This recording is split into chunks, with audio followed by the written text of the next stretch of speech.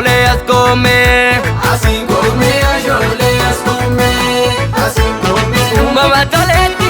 Asiin koomee. Iddoo akka deessoo. Asiin koomee. Hin bahin kophaa kee. Asiin koomee. Naatu dhiiga keessoo. Asiin koomee. Dadhabee garaadhu.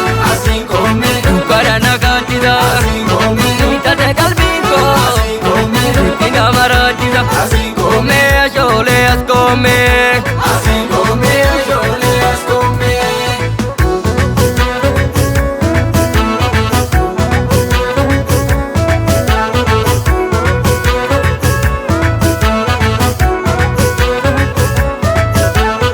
Siifaan obsee hunda dandeera.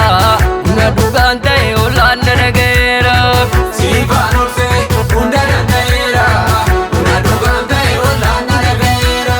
Barbaacha kee shantama joore iyyaafannaan sitti nan baanne karaa murtaa jedhee marii koo abjuu kiyyaan takka sodaanne.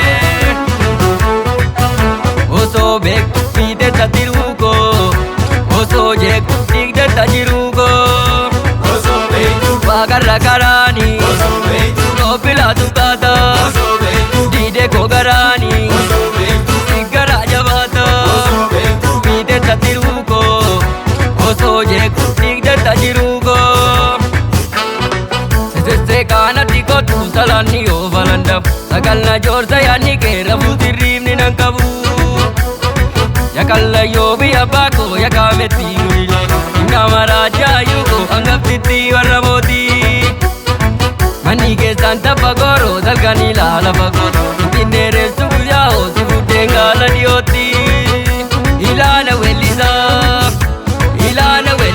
akka qilleessi goofaree goona duraa furanne isaa lattabii ofii mana raftu akka bineensi samalee sina duraa furanne.